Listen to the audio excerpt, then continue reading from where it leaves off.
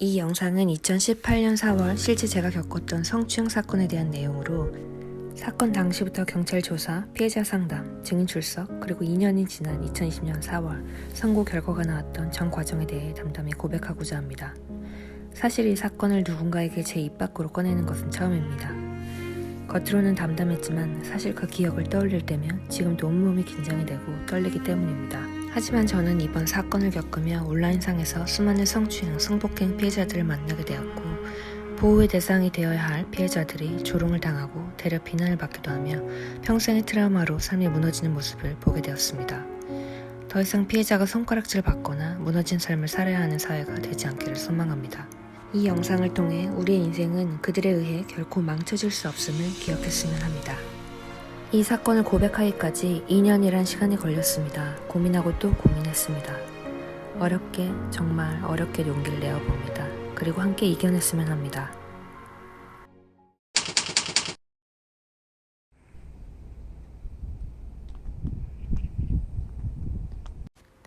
(2년) 전 봄, 저는 제가 다니던 카이스트 대학원에서 새벽까지 프로젝트를 마치고 아침 일찍 미팅에 나가야 했기에 함께 일하는 동료들과 함께 잠깐 눈이라도 붙이고자 가까운 찜질방을 찾았습니다. 너무나 피곤한 상태였기에 샤워만 하고 아무도 없었던 찜질방 거실에 자리를 비우고 바로 잠을 청했죠. 그때가 거의 새벽 2시쯤? 몇 시간이 지났을까? 잠에 빠져있을 무렵 누군가 제 몸을 만지는 느낌에 잠이 확 깼습니다. 이건 뭐 긴가민가 헷갈리는 상황이 아니라 완전 대놓고 제 음부를 손으로 만지고 있었죠. 저는 벌떡 일어나 아저씨! 라고 소리쳤고 그 아저씨는 그 손으로 다시 자기 머리를 감싸며 모르는 척 자는 척을 했습니다. 저는 제 옆에서 함께 자고 있던 동료들을 깨워 이 사람이 나를 성추행했다고 말했고 112에 바로 신고하였습니다. 그 이후 어떻게 됐냐고요? 자는 척하던 사람이 갑자기 무릎을 꿇더니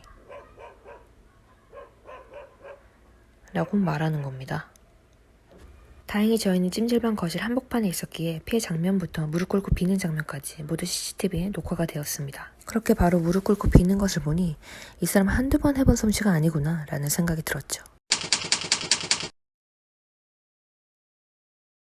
경찰이 바로 왔고 간단한 상황 진술 후 가해자는 경찰서로, 저는 제 차를 이용해 그곳에서 가장 가까웠던 동대문 경찰서에 가게 되었습니다.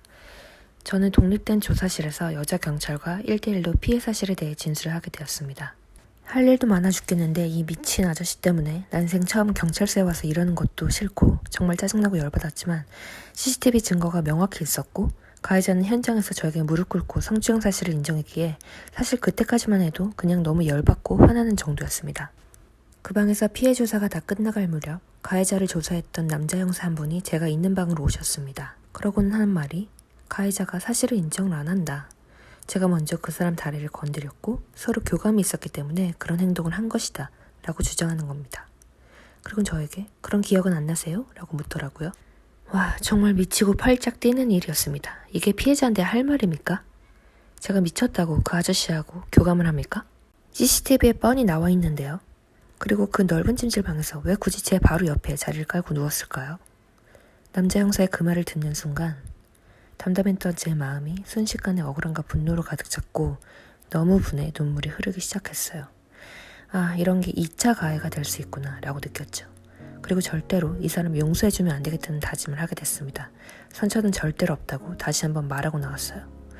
성추행을 당한 것보다 이 일이 저에게는 더 큰 마음의 상처가 되었습니다.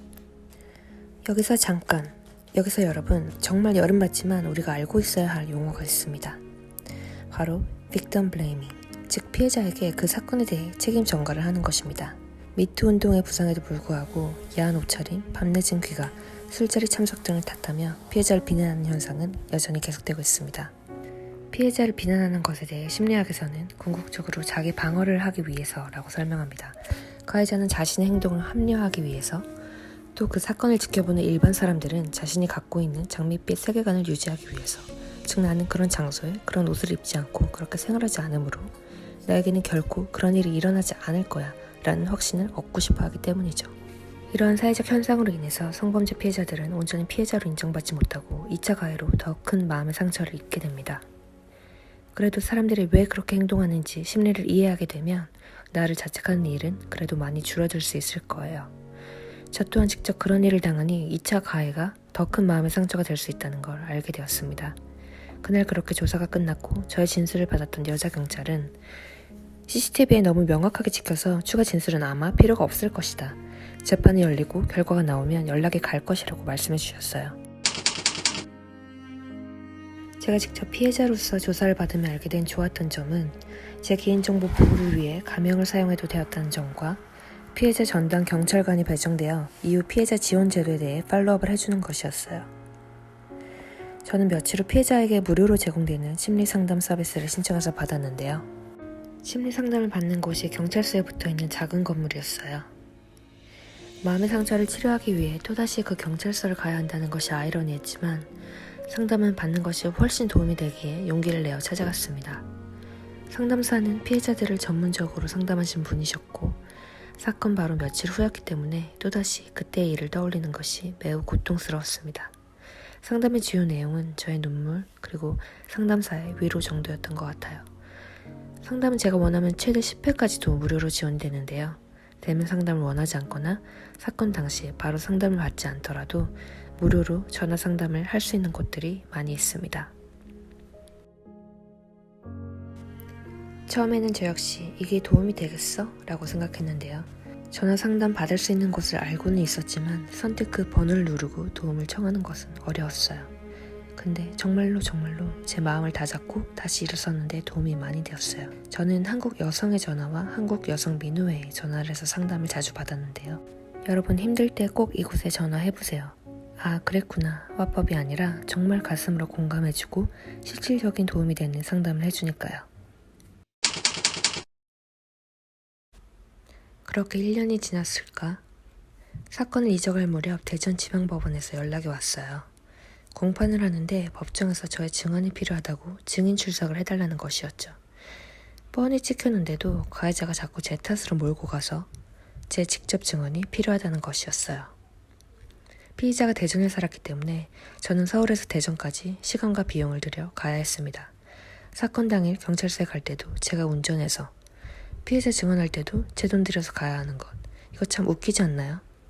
하지만 무릎 꿇고 죽을 죄를 지었다던 가해자가 지금에 와서는 저에게 책임을 돌리는 것이 너무나 괘씸해서 꼭 제대로 처벌을 받게 하기 위해 대전에 내려가기로 결심했습니다.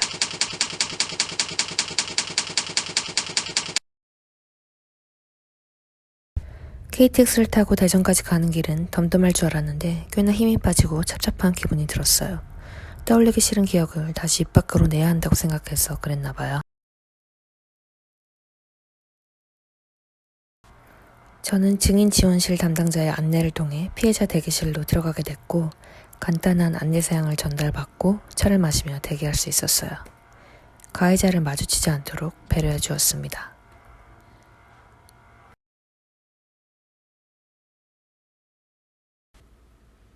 제가 대기실에 도착했을 때 공판은 진행되고 있었어요. 판사, 검사, 가해자 측 변호인이 들어가 가해자부터 진행이 되었고 가해자가 나간 후 제가 들어가게 되었죠. 저는 판사, 검사만 있는 줄 알았는데 가해자 측 변호사가 오른편에 앉아 있었고 가해자 변호사의 질문에도 제가 대답해야 한다는 사실이 당황스러웠습니다. 다행히 판사와 검사님은 모두 여자분들이셨어요. 검사님께서 먼저 그날의 사건에 대해 정리하며 저에게 몇 가지 질문을 하셨어요. 그날 왜 찜질방에 가게 됐는지, 시간은 몇 시쯤이었는지, 성추행 당하는 것을 언제 인지하였는지, 처음 경찰서에 가서 진술한 내용에 대한 추가적인 질의응답이었고요.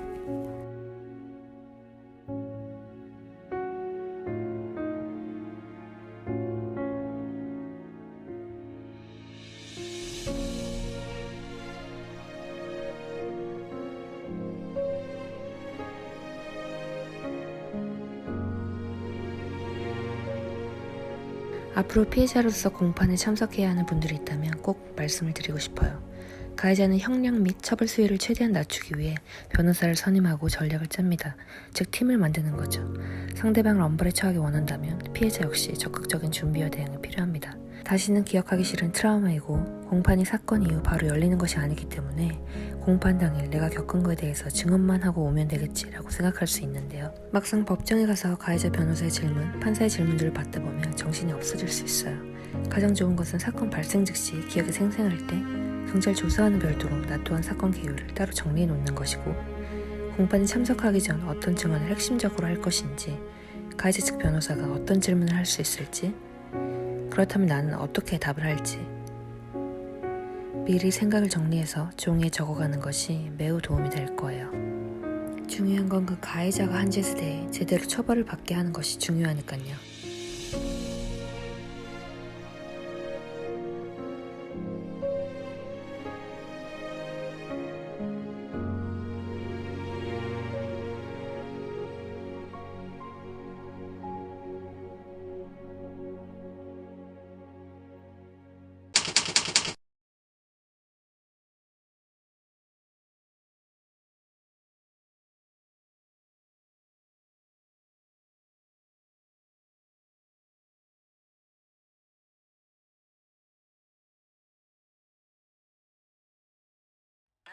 검찰청입니다.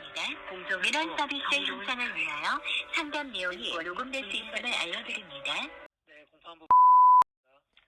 네, 안녕하세요. 네, 오늘 오전에 그 판결 결과가 나왔다고 해서 네, 이 번호로 연락해보라고 제가 전달을 받았어요. 대법원 홈페이지에도 이렇게 오늘 선고 결과 나왔다고 봤는데 정확하게 형량을 어떻게 받았는지 나와 있질 않아서. 그래요? 그러면 뭐 알고 계신 게 뭐죠? 법원 번호인가요? 네, 사건 번호 알고 있습니다. 말씀해 주세요. 네, 2018. 피해자라고 하셨죠? 네, 성함 한번 말씀해 주시겠어요?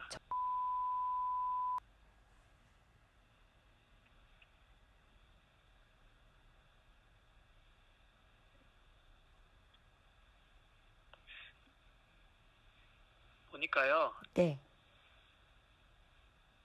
실형이네. 징역 1년 6월 나왔습니다.